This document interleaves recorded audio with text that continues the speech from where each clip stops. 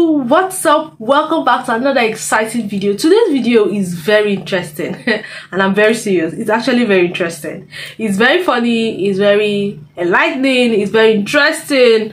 You have a lot of questions answered. You see a lot of delusional people here today. Okay, so today's video is from Delusional. It's titled "When Delusional Woke Feminists Gets Triggered on Live TV." I'm going to be let me guess what the conversation is about. I'm going to say woke feminists. They're going to be asking questions about men and women, and then they will not be able to answer who a woman is and who a man is. But before we dive into today's gist, I'm Oge. Welcome to the channel. If it's your first time here, do want to like, share, subscribe, turn on notification bell. You love to appreciate what I do. You love my face. You love what I do.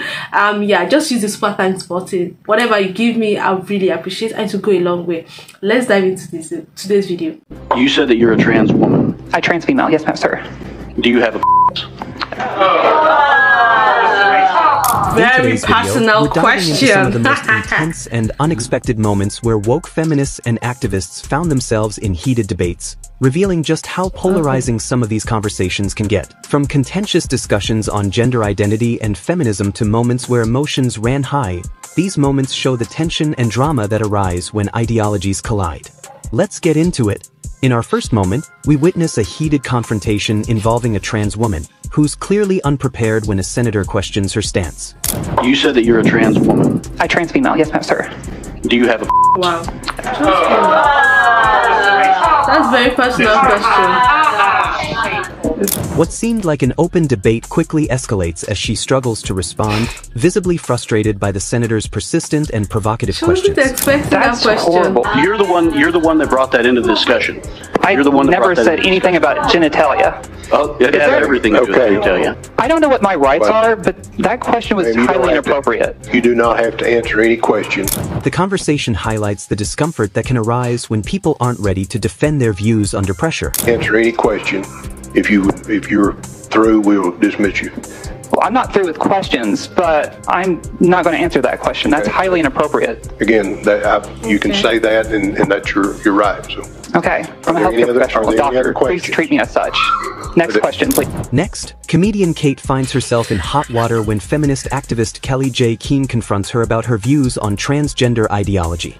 Yeah, I'd just be interested to know when we talk about, modern feminists, where they've been, because lots of modern feminists, Kate included, don't seem to want to talk about the existential threat posed by transgender ideology on, hang on one moment, on women's spaces, on the fact that there are boys and girls toilets in schools and girls don't have access to single-sex facilities. Kate attempts to stand her ground, but Kelly's passionate concerns about women's spaces being invaded by transgender individuals dominate the exchange. What begins as a conversation quickly turns into a fiery debate, with both women unwilling to back down from their points. On the basis that we are changing... This is what happens. Modern feminism, the biggest threat to women in this country right now, women and girls in this country, is transgender ideology and the fact that we no longer can define what a woman is without some silly caveat. Third on our list is a confrontation between conservative commentator Matt Walsh and a pro-trans professor on the Dr. Phil show. As the professor explains the difference between gender and sex, Matt Walsh counters with his argument that the rise of woke ideologies is harming children. His sharp words stir tension. In this next clip, Piers Morgan challenges the notion that men can be mothers. When a guest insists that men are just as capable of playing the mother role, Piers is quick to disagree. And anyone, including men, can mother and play the role of a mother. Father. Piers, would you... Women, mother. That's because the titles are male and female. He argues that the titles, mother and father, are inherently gendered for a reason. The discussion intensifies as both parties hold firm. You guys know Piers Morgan. He holds very strongly to what he knows. he holds firmly to his ideologies and his beliefs, right? He will not even at the heat of any argument give up his own ideologies. I mean, how can you say a man can also mother a child? How? Mothers are mothers. Mothers have what it takes to be a mother. A man cannot be a mother. How can you even say that? If you say a man can Play the role of a mother. Play. That's act. So if you say a man can mother a child, it's different from when you say a man can play the role of a mother. But a man can never be a mother. I love Piers Morgan a lot. But let's continue. Firm. The titles aren't male and female titles. Okay, with respect, would you look into the face of a man that has just lost his wife and is really struggling to play the role of the mother and the father and say that to him? So you're not a mother. He's the father. That child, Well, you might be more sensitive in those circumstances. You still call him a he's playing father. the role of the mother If because that was me, I'd be a father. I wouldn't suddenly morph into a mother. But Piers makes it clear that he isn't willing to blur the lines between gender roles. Me, I'd be a father. I wouldn't suddenly morph into a mother. I am a woman, but I'm also capable of the skills it takes to father a child. Similarly, you are a man and you are capable of the skills to mother a child. I would hope, I'm not sure though, because nurturing, caring, is that in your capabilities? I've brought up 4 kids very well, but they've always known who their dad is and who their mum is. Piers Morgan returns in another explosive debate, this time with plus-size model Angelina Dupa. The conversation centers on the celebration of obesity, with Piers questioning if her weight should be seen as a positive influence. Ask you honestly to be honest with yourself. Well, we've had all this with Tess Holliday. She's on the cover of Cosmo and it's all celebrated. There's no mention of it being a dangerous weight.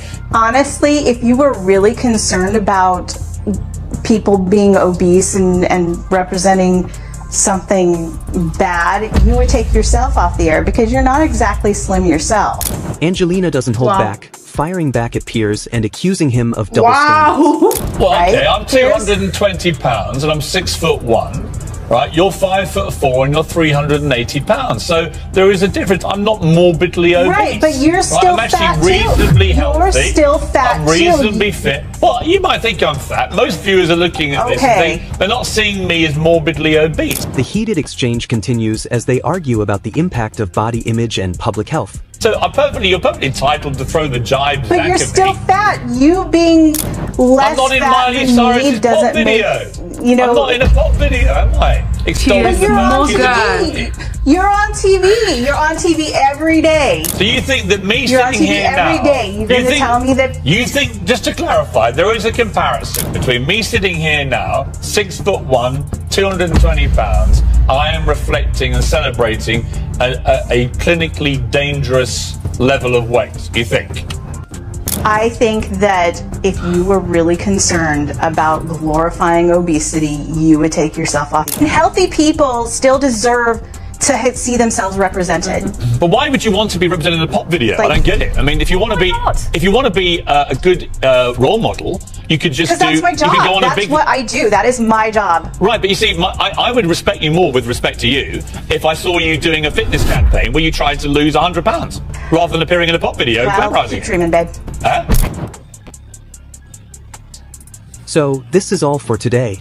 If you enjoyed the video, don't forget to give it a thumbs up. That was up. a bit ruthless. Oh my god, the conversation between Piers Morgan and this obese lady, oh my gosh, I wasn't expecting that. But yeah, you guys know Piers Morgan doesn't back down. Once he's out for blood, he's out for blood. He doesn't give up. He wouldn't even give up for anything. But anyway, what do you guys think about all these interviews? I just feel like for two things, right? I feel like there is something called modern feminism, and many people mistake it for the real meaning of feminism. Feminists, the real definition of feminist is not to hate men and not to be against men. Like, no, it's not what it is. But there's something called modern feminism, the other side. And then this conversation about who's a man, who's a woman, and all those kind of conversations. I'm tired of hearing it. You can't tell me in 2024 we are still having this conversation. I know that a lot of things are happening. Men can be women, men can get pregnant, transgenderism, and all these interesting things have been happening. But you can't tell me that you cannot differentiate between a man and a woman. You can tell me that, okay, I want to act ignorant. I want to act like I don't know, because everybody knows. You can't tell me you don't know. There's a man, and then those are two genders. Try to say that there's a difference between gender and sex. I don't understand. What's the difference? What's the difference between gender and sex? Is there like a difference? Gender is not male and female, and then sex is what differentiates your genitalia from a man's and a woman. I mean, and we have only 2 types, right?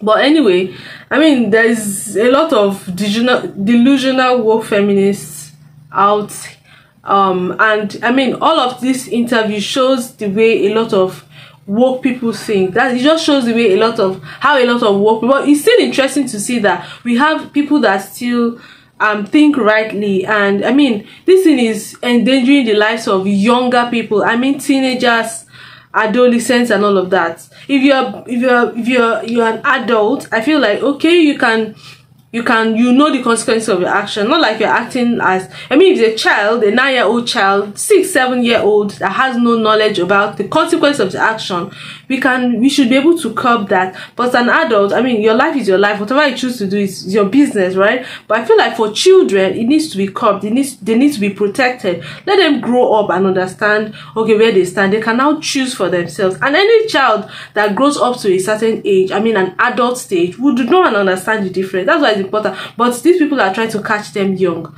Anyway, let me know which of these interviews was a highlight for you. I enjoyed every of these interviews, to be honest. I enjoyed all the interviews, like all. But let me know your highlights. What do you think about each of these videos? What are your questions? What are your answers? What are your responses? Would love to know in the comment section below.